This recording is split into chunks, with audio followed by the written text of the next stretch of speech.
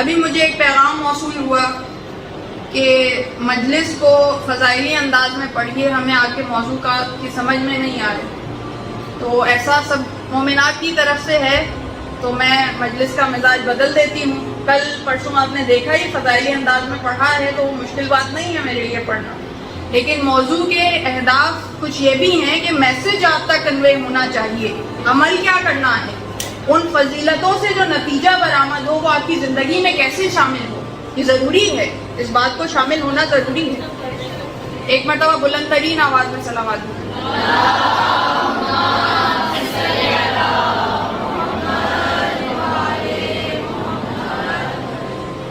یہ سب فضیلتیں ہی فضیلتیں. اوصاف کیا ہیں؟ فضیلتیں. جب تک وہ فضیلتیں ہماری زندگی میں شامل نہیں ہوں گی، جب تک ہم اپنے کردار میں انہیں شامل نہیں کریں گے، تو پھر وہ اسی طرح ہے جیسے میں نے مثال دی کہ قرآن کی تلاوت منہ میں کرتے رہنا، کردار میں تبدیلی کا نہ آنا.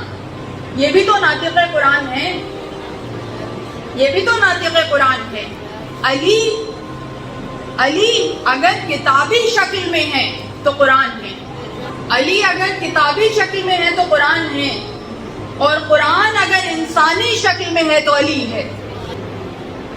تو فقط فضائل بیان کرنا اور یا صرف درسی مجلس پڑھنا یہ میرا طریقہ نہیں ہے.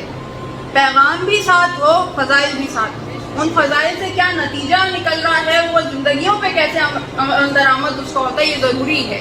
تو یا تو ممکن ہے انہوں نے پچھلی مجالس نہیں سنی تو اب ان کو موضوع سمجھ میں نہیں آ رہا، کچھ بھی وجہ ہو سکتی ہے، لیکن جو میری استطاعت ہے، جو حیثیت ہے، اس کے حساب سے میں بیان کرنے کی کوشش کر رہی ہوں کہ فضائل محمد و آل محمد کو زندگی میں شامل کریں، تب اس منزل تک پہنچ سکتے ہیں جو منزل ہمارا ہدف ہے.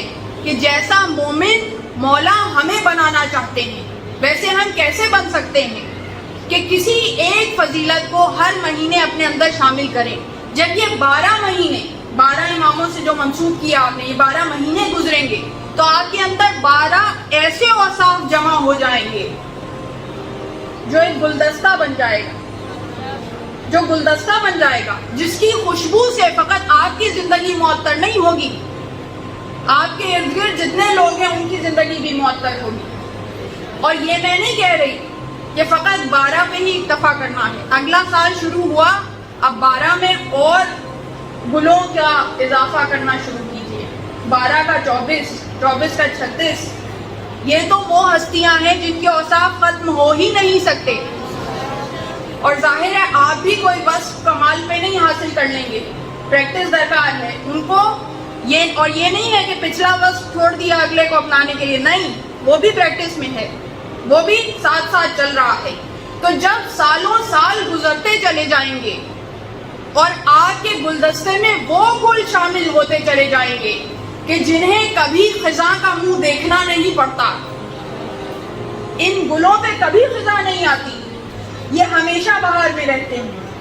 تو جب یہ گلدستہ آپ کی کردار میں، زندگی میں شامل ہو جائے گا تو پھر ایسی مہک اٹھے گی آپ کی زندگی میں سے، آپ کی روح میں سے، کہ پھر آپ کو یہ نہیں کہنا پڑے گا کہ میں ناصرہ امام بننا چاہتی ہوں، میں چاہتی ہوں کہ امام کے لشکر میں شامل ہوں، میں چاہتی ہوں امام مجھے چن لیں، میں یہ کام کر رہی ہوں، میں یہ کام کر رہی ہوں. نہیں، امام سے کہنا بھی نہیں پڑے گا، وہاں سے اعلان ہوگا کہ فلاں شہر میں، فلاں محلے میں، فلاں گلی میں، فلاں گھر میں ہماری ناصرہ رہتی ہے.